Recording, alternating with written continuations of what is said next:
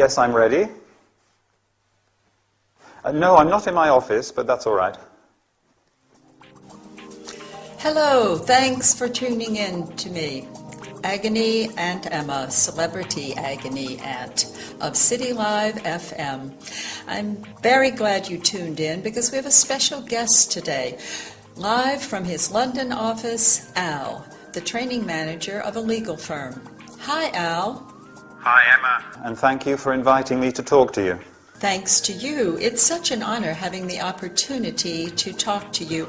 I know that you have a lot of responsibilities and that you play a key role in the management of your firm. Well, yes, I do. I've always wondered what people like you look like, what kind of life they lead. It must be exciting. If you consider a 10-hour working day exciting. Being a training manager is a very demanding job. Sure. What kind of programs do you run? Quality control, work measurement, human resources, development of supervisors. Wow. Can you tell us some more about your specific duties? I have to evaluate and recommend strategies to meet objectives.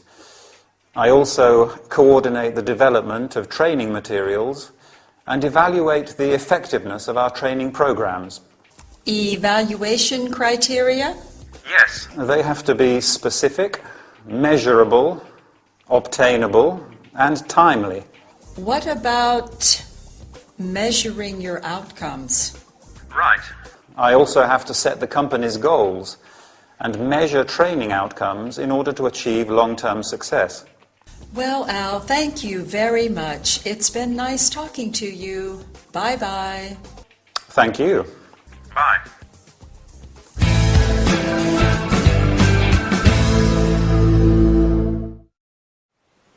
Welcome back, everybody. Ready for a business training session? I hope so. In fact, we are going to talk about a very important aspect of every successful business: training programs. We are going to learn about terms and verbs related to training and company management.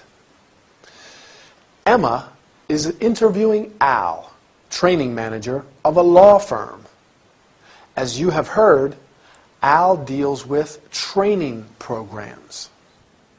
Training is the process of preparing staff for the skills needed for a particular job. The first question Emma asks is, what kind of programs do you run? A program is a series of steps to carry out or objectives to achieve. You can run, carry out, and offer a program. The programs are, do you remember? Quality control, work measurement, human resources, and development of supervisors. Then Emma asks, can you tell us some more about your specific duties? A duty is something that you have to do because it's part of your job. Al answers that he evaluates and recommends strategies to meet objectives. An objective, or aim, is something that you plan to do or achieve. You can meet or achieve an objective. Al has also to coordinate the development of training materials and evaluate the effectiveness of training programs. You can say training materials, training programs, or training courses. Training can be intensive, high quality, individual, etc. Can you remember what evaluation criteria are? Let me help you. They have to be specific, measurable, obtainable, and timely. In other words, They have to be precise, easy to measure and obtain, and they have to happen at the right time. Finally, Al says, I have to set the company's goals and measure training outcomes in order to achieve long-term success. A goal is an aim or purpose. An outcome is a result or effect of an action. You can set, have, and establish a goal and achieve, have, and enjoy success. For example, you have set the goal of learning English, and I am sure you will achieve huge success. That's all we have time for today. Keep practicing your English, and I'll see you next time for another workout. Bye.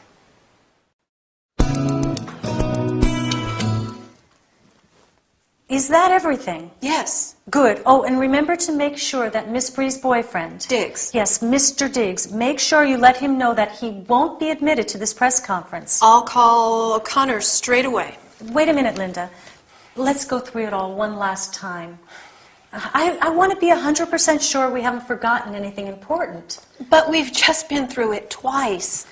I'm 200% sure we didn't forget anything. Well, I'm not. So bear with me one more time and I'll let you get on with your work. Fine. Okay. So, O'Connor and Miss Bree know about our meeting? Yes. Okay, what time are they arriving? At 9:30. We're holding the press conference as soon as we finish the meeting. Do they know about that? Yes, they do. We have to be ready to start the conference by 11:30 at the latest. Yes, I know. Is Miss Bree's mother coming this time? Would you like me to call O'Connor and ask him? No, that won't be necessary. What about our client? Will his son be present?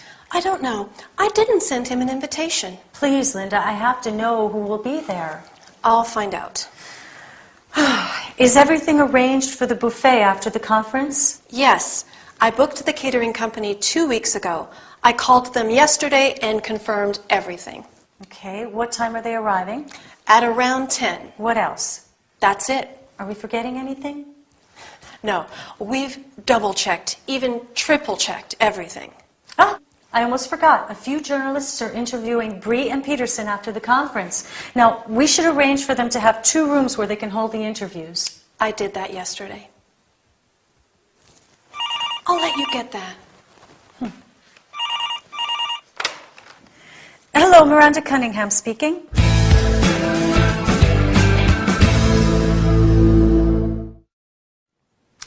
Hi, everybody. It's lucky Linda manages to sneak out before Miranda decides to check everything again. Linda is sure that everything is arranged for the meeting and the press conference next week. But Miranda wants to go through it all one last time. We're going to look at the different ways they confirm various arrangements. You probably noticed the use of will when Linda makes a quick decision to do something. I'll call O'Connor straight away. I'll find out. What other expressions could we use when we're promising to take action? I'll take care of it, or I'll let him know. But when Miranda talks about the planned future events, she uses the present continuous. We're holding the press conference as soon as we finish the meeting. A few journalists are interviewing Bree and Peterson after the conference. What time are they arriving? Is Miss Bree's mother coming? What other questions can we ask to confirm everything is arranged? Yes, that's one. Is everything arranged? Miranda asks, is everything arranged for the buffet? Is everything ready? Is everything organized? Are we forgetting anything? Who will be there? She gives a few instructions as well. Make sure you let him know that he won't be admitted to the press conference. She's talking about Mr. Diggs. He won't be admitted to the press conference. A definite future event. It's not really planned. That's just the way it is. He won't be admitted. Maybe he caused a bit of trouble the last time. So she says, make sure you let him know. Make sure you do it. That means it's important that you do it. So be sure to do it. What about when Linda talks about all the things she's done? I booked the catering company 2 weeks ago. I called them yesterday and confirmed everything. I did that yesterday. Very efficient. Are you as efficient as Linda? Great. So did you get all that? Or shall we go through it one more time? No. I'm sure you got it. Bye for now. So, Rose, how are you? Not well. I have a serious problem. Please, tell me, what exactly is your problem? The situation at my workplace is unbearable. Why is that? I don't know why, but everybody hates me. Come on, Rose, you are exaggerating. No, I'm not. My colleagues hate me. The secretary hates me. The accountant hates me. The cleaning lady hates me. And do you know who hates me the most? No. Mr. Gradgrind. Oh, Mr. Gradgrind, your boss. You should see what dirty looks he gives me. Sometimes I think he would like to kill me. I understand, Rose. The problem is probably not as serious as you think. You could try being more flexible. That can be useful, but not with them. You could listen to them more carefully. Maybe there is just a misunderstanding. The problem is that they don't even talk to me. You could do something nice. I don't know. Buy flowers for the secretary and the cleaning lady. A bottle of wine for your colleagues. That might be a good idea, but I'm not keen on doing such things. You could invite them to your place for dinner sometime. No way. I'd rather find another job. I'm afraid that this attitude won't help you to solve your problem. Why do you think so?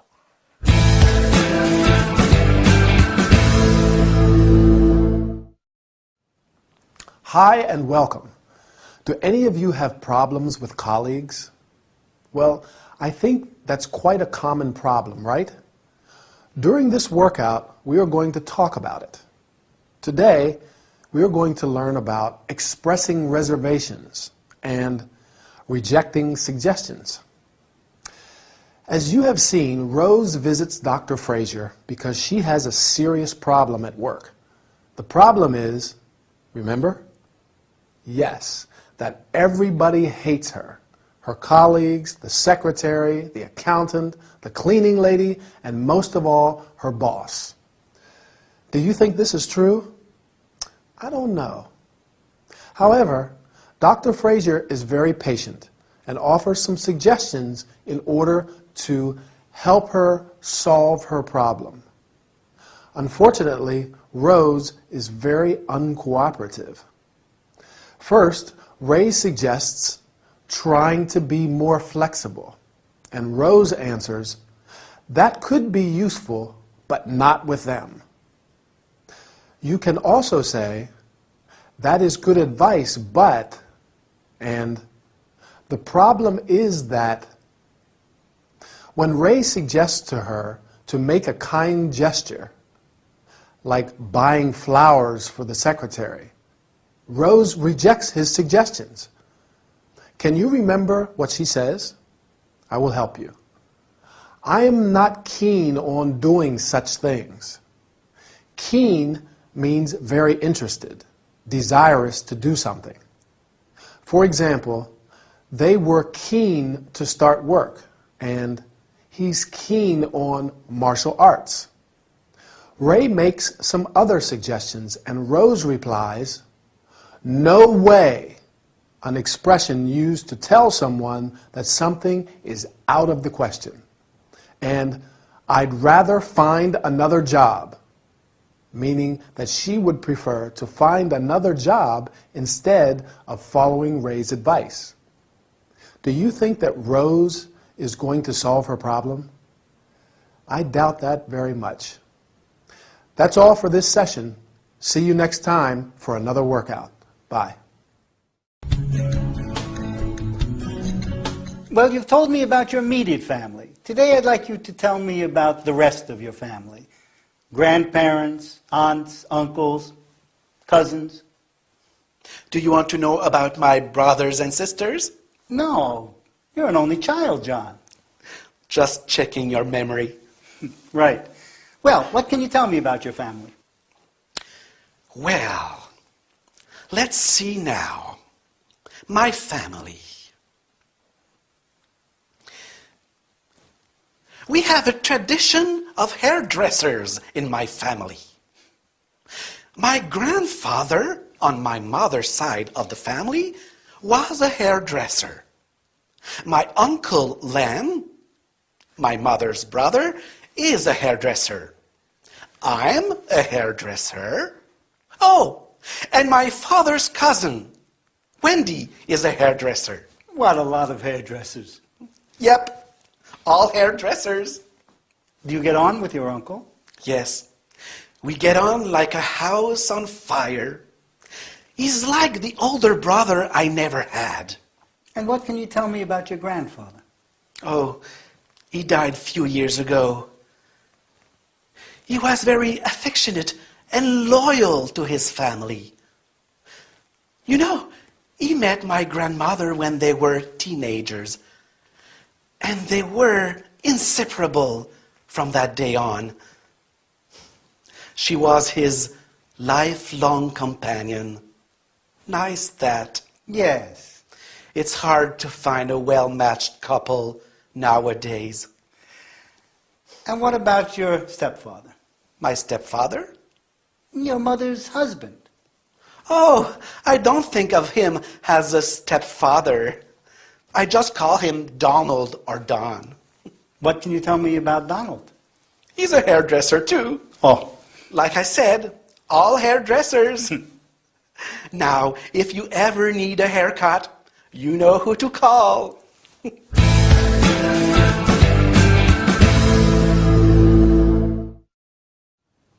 Hi there. I lost count of how many hairdressers there are in Mr. Little's family. His grandfather, his uncle, his father's cousin, and his stepfather, and of course him. Well, I think this is the perfect opportunity to talk about family. This time we're going to look at all the family members outside the immediate nucleus. So let's say that the immediate family members are the parents, mother and father, and brother and sister. Now the extended family. Let's go in chronological order. We'll start with the older family members first. The grandparents, your mother and father's parents. Your grandfather and grandmother. Going down one generation to your parents' brothers and sisters, your mother or father's brother is your uncle, and your mother or father's sister is your aunt. Do you have any aunts or uncles? I have 2 aunts on my mother's side, my mother's sisters, and an aunt and an uncle on my father's side, and I have a lot of cousins. My cousins are my aunts and uncles' children. I have 5 cousins. I also have 3 nephews and 1 niece. They are my brothers and sisters' children. Mr. Little doesn't have any brothers or sisters, so he doesn't have any nephews or nieces. Do you? I like being an uncle. My little niece Sophie loves me and I play football in the park with my nephews. Now, what about the members of the family you acquire through marriage? When you get married, your husband's or wife's family becomes your family-in-law, and the members of your family become his or her in-laws. Mother-in-law, father-in-law, brother-in-law. For example, my brother is married. His wife is my sister-in-law. I'm her brother-in-law. If your parents get married again, the person they marry is your stepfather or stepmother, and their children are your stepbrothers and or stepsisters. Mr. Little's mother has a new husband. He's Mr. Little's stepfather, although he says he doesn't really think of him as his stepfather. What does he say about his uncle? He says they get on like a house on fire. That means they have a good relationship. They get on very well. What about his grandfather? He was affectionate and loyal. He and his wife, Mr. Little's grandmother, were inseparable, lifelong companions. Raised right. It's not easy to find such well-matched couples. Two people who are perfect together. Well, that's it for now. See you again soon. Let me see. You made a reservation for our tour, Wonderful Australia, right? Yes. Is there anything I can help you with? I would like to verify all the details, if possible. Sure. That's what I'm here for. Shall we start with the departure date? I would like to leave August 8th instead of August 15th. Sure. Let's have a look. Yes, we have a place available on August 9th. That's fine by me. Is that all? No. I would like to visit Kangaroo Island, but it isn't included in the tour. That's true. One possibility could be an optional excursion. There's a flight from Adelaide that takes you to Kangaroo Island. That sounds fine. It might be a good idea to rent a 4x4 vehicle with a specialist guide. You can walk amongst Australian sea lions and visit a park where kangaroos come out late in the day to eat. Wow! Sea lions? Kangaroos? Terrific! Well, now let's speak about the price. Yes. The price of this excursion is £350 per person. 350 pounds per person? That's pricey. Yes, but I think it's worth the price. Would you like to see some photos? No, thank you.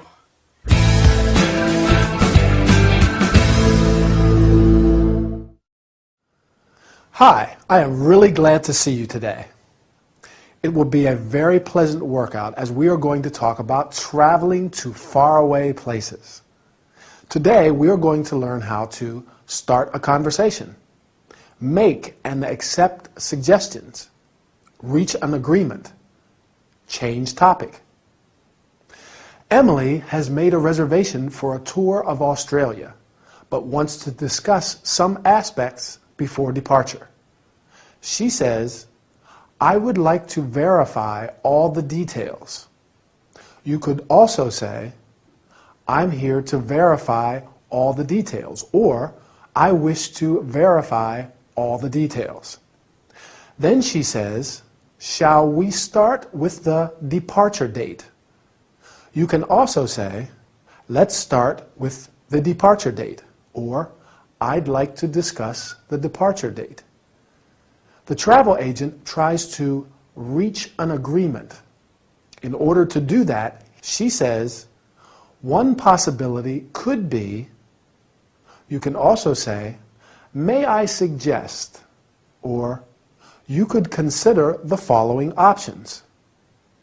As you have seen, she offers her an optional excursion to Kangaroo Island, where she'll be able to walk among the sea lions and see the kangaroos. Emily is quite satisfied and accepts the travel agent's suggestions with enthusiasm. Here are the expressions that she uses. That's fine by me. That sounds fine. Terrific. You can also say, that's a good idea. Finally, the travel agent changes topic and says, well, now let's speak about, can you remember what? The price, right. You can also say, let's turn to, and let's talk about. I am sorry, but I have to tell you that the session is over. Bye, and see you soon for our next workout. You know, I went to San Francisco last week. What an amazing city. Really? On vacation? No, for work. A big job, actually. I had to do a photo shoot for a magazine in the bar of a 5-star hotel. Wow! And they flew you all the way to San Francisco to do it. Yes. It was some hotel. The bar was on the top floor with a roof terrace, a great view of the city. How many floors were there? 10. I hope there was an elevator. Yes. Not a normal hotel lift. It was like a space capsule with a bellboy, and the reception was in a glass bubble suspended between the ground floor and the first floor. Sounds cool. And the chambermaids were like models. All beautiful girls wearing white catsuits. Wow. I'm sure. Not as beautiful as you, of course. Of course. What is a beautiful, talented girl like you doing in a place like this? What? Would you like to come to Rome with me next week? To Rome? Yes. I'm going to the opening of a Caravaggio exhibition. Why don't you come with me? I could reserve a room for you in the same hotel as me. It's more like a bed and breakfast, guest house really. But there is room service, a buffet breakfast, and we can eat out in the evening. I know some great restaurants. Hold it. Why should I go to Rome with you? Why not? Because I don't know you, for one. You can get to know me, and I'd like a general outsider's perspective on the exhibition. Outsider? Outside the world of art. Actually, I studied history of art at university. Thanks for the invite, but I'm busy next week. All week.